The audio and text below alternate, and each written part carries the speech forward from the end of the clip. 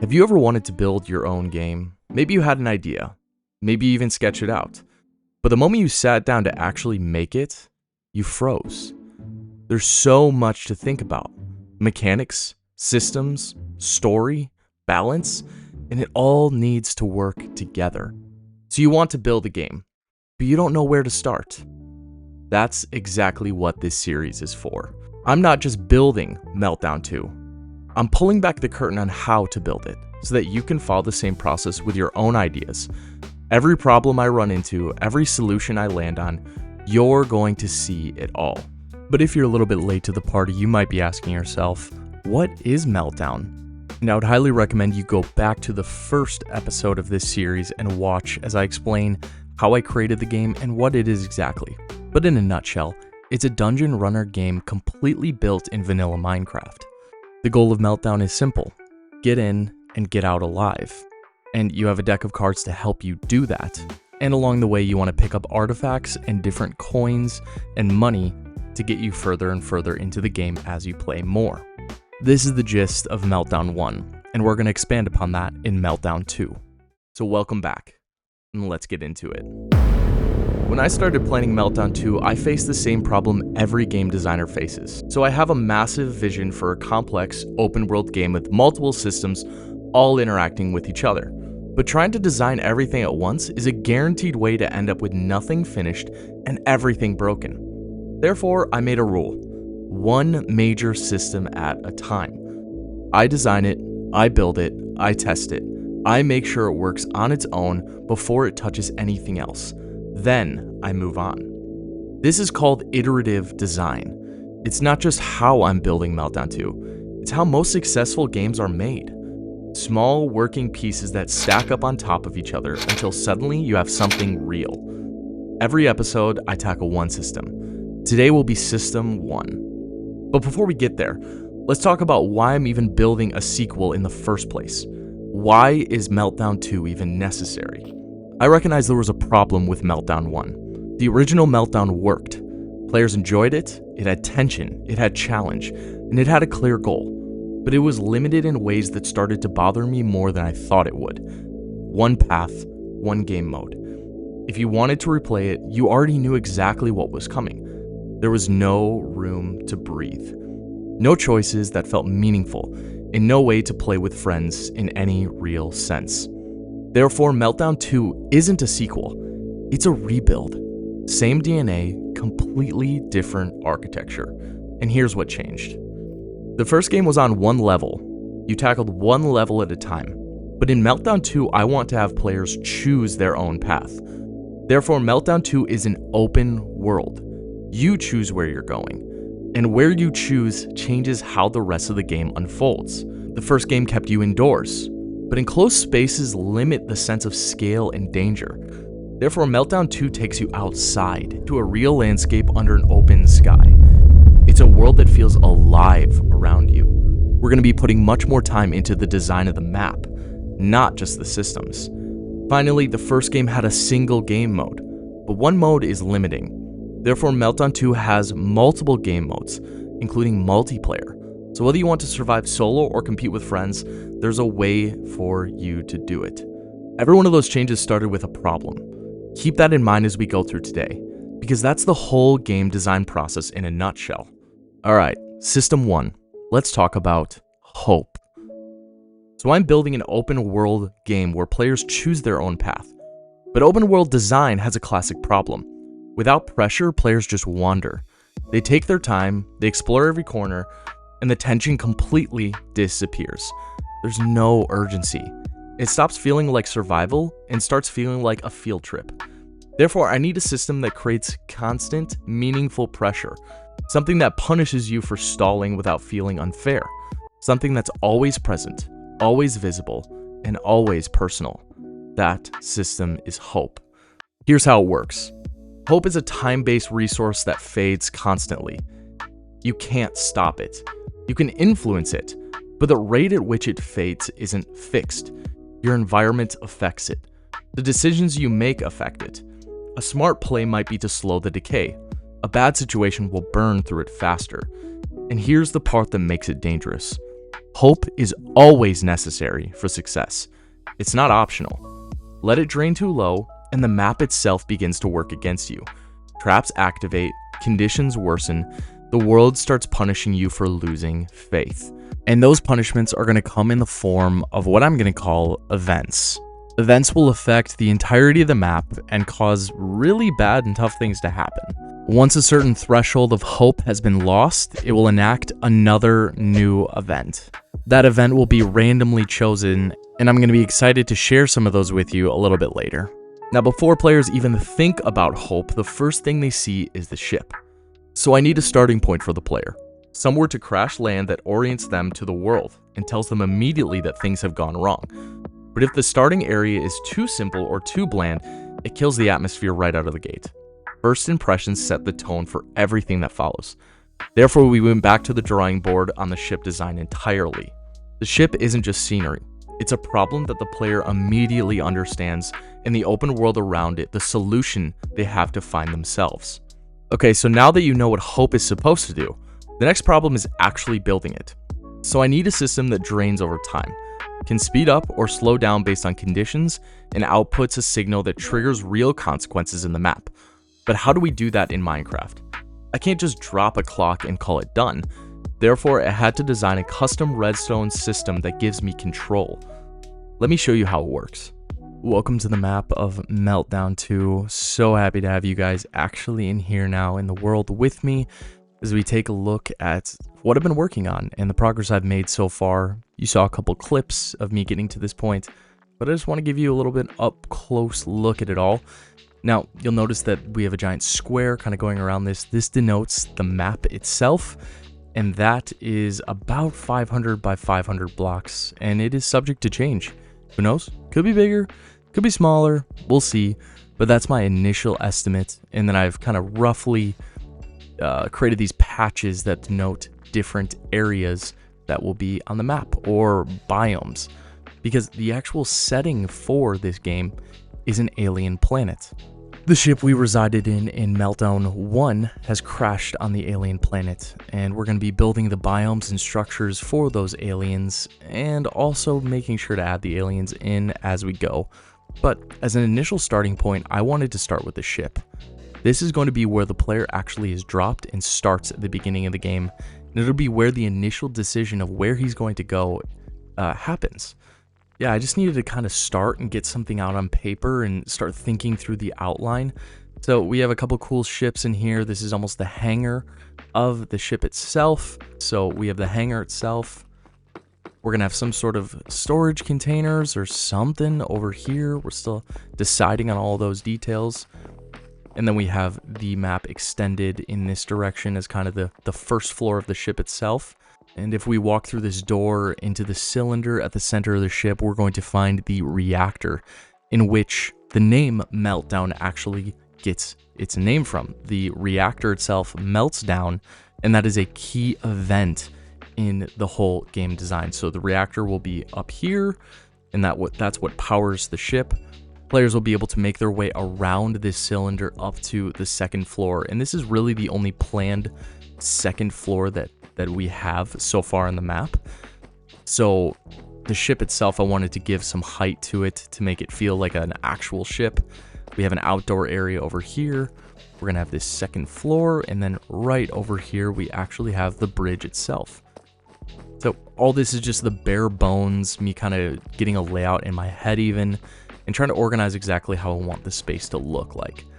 Now, a question you might have is, what's with the front of the ship? Well, of course, we crashed, and basically that means part of the ship is not going to be here. And what will be right here is actually a mountain structure. And I haven't designed that or figured out what it's going to look like yet, but we'll walk through that when time comes. But this front broken up pattern is kind of my initial way of showing that the ship will not continue, and it stops there. And then we're going to systematically, kind of like I did here and there, mess the ship up so it looks like it actually crashed. So before we take a look at the redstone, let's just get one more good look at the outside of this thing. And I'm using Axiom to do most of this, and I had a good amount of success with it. This was my first time using the auto shading feature, which is where all these different block varieties and variants come from. And as you can see, some of the spots I feel like it didn't really capture what I was looking for, but in other areas I think it did a pretty good job, so I'm excited to continue using that. Now, I also kind of dipped my toes into the build stone back here. So if we flip this switch, you can actually see that it creates a fan. So we're not only using redstone to build out the functionality of this map, but also some of the aesthetics, making it look really cool, alive, and moving. So I'm excited to integrate that type of stuff elsewhere. So yeah, now that we've taken a look at the ship as the initial starting point, where the player will then have to make a decision to move into multiple of these other quadrants or biomes, yeah, we're going to continue building upon this and building it out. But let's move over to our Hope redstone system, and let me walk you through what this is and how it works. Now, to be completely honest, I'm not 100% happy with how this looks. It's a little messy, right? Like, it's not the cleanest redstone, but my first attempt at making the system was not really focused on how pretty I can make it look, but rather if I can actually get the desired results that I want from the system. So let's break it apart, and even while we're doing this, we might try to make it a little bit better. But for now, what I primarily want to focus on is just showing you how this works and how it actually solves the problems that we presented for the Hope system. So remember that Hope is a timing system. Consistently throughout the game, there's going to be snowballs dropped into this barrel, and as that occurs, this redstone signal is going to start, building, right? And at certain intervals throughout this process, maybe here, we're going to pull a signal from that and actually have that be our events system. So once the redstone line hits here, the signal reaches there, event 1 would occur. And when it hits here, event 2, 3, and so on and so forth. But the way in which snowballs are actually dropped into that system to account for that is through this clock right here. And this is just a standard Etho hopper clock, but we added a little component in here that actually allows us to throttle how fast that system is moving or how fast it's dropping snowballs into the barrel. So moving forward in the game, the blue wool is going to basically be our game on and game off line. Okay, so if you see this color of blue, that means this is directly connected to whether or not the game is on or off. So currently the game would be off. But if we flip this switch, we see that line shuts off and the game now is actually on, meaning that this hopper clock is working. So you see redstone going back and forth. Every single time this goes there, it depowers this. And then you'll notice next time it switches over, boom, another snowball drops into the system. So as you can see, that's really slow right now, okay? This, you could say, is the beginning of the game, but that rate is not going to be consistent, right? We want to actually change that rate. So the question is, how does that rate get changed? So this is our incoming line for negative things that are going to happen throughout the game. And I have to figure out exactly what those are still, but let's say you walk in a certain area, you trip a certain tripwire, you hit a skulk sensor in a certain area, what you'll see, this line flash, just like that. Right? So what that does is that goes down, that's picked up by this observer, goes underneath with a 2-tick delay, and then it's going to depower this block. And this block is right next to this hopper, which is right underneath the hopper clock that actually controls how fast this piston will push back and forth. What it's going to do is it's going to pull one item out of this hopper clock every single time that line gets lit up. So in this case, we did it once, therefore there's just one. But if we were to come over here, do it again, there are now two. There's one in this hopper and one in the dropper. So we're systematically pulling out items from this hopper clock, which actually means that it's going to go back and forth faster and faster over time. So not only is the game counting down, as you can see, we've now reached power level 1. That means event 1 is going to happen pretty soon. So this is continually going to be counting up, leading to some major event that will be game ending, basically. But now that we kind of have the system It makes sense. The system works, right? This barrel is filling. How are we gonna reset the game? Because again, this needs to be a game that's replayable, and it needs to be replayable without the developer or me having to reset stuff. So if I were to then flick this line again and make the game turn off, game is off, you'll notice a couple things happen. This piston pushes forward and puts the hopper minecart right underneath, and it pulls out all the items right there. Now, what that'll do then is it'll go down here, and I haven't set this part up yet, but when there's items in this dropper, that'll actually shoot all the items back into the line and put them back up top to be reusable. So anything at the end of the game that is in this barrel that came out of the dropper will be put back up to the top of the queue to be put back in the barrel for another game. Now, also, how do we then ensure that this hopper clock has the same amount of items when we start the game next time? Because we did just pull out 2 or 3, right? So, okay, that doesn't work. How do we reset that? What we're gonna do is actually, when that gets flipped, this would get flipped too, and the game will recognize that there are items in there that we need to shoot back in. So, as you can see, it said, okay, the game is off, this piston gets pushed here, and we recognize there's items in it, so we have to reset that, and that means this piston gets extended, and that little clock activates, and all the items get shot back up into the hopper clock. So we then again have 31 items left in the hopper clock. So what we accomplished here is a system that allows us to throttle how fast hope fades, and also be resettable at the end, and also interact with the rest of the game. What's to come next is going to be actually determining what these events are, which is a whole different system in and of itself. But I want to give you a little bit of a hint, and I want you to comment down below and tell me if you can figure out how we're going to, what these events are going to be. All right, so here's my hints to you.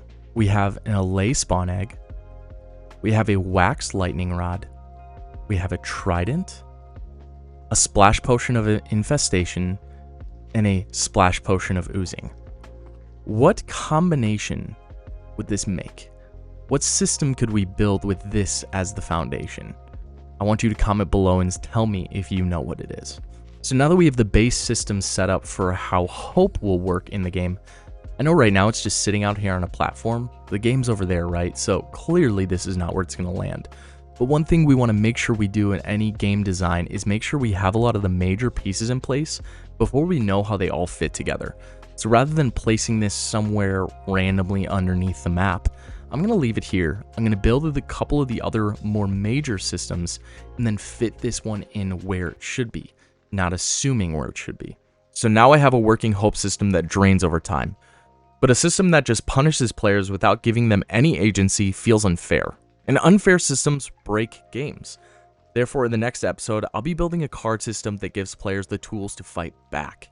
That's the push and pull at the heart of Meltdown 2. Hope takes, cards give, and the tension between the two is where the game lives. So let's recap. I started with a problem. Open world games lose tension without the right pressure system. I landed on a solution, hope. And then I asked what problem that created. How do I build it?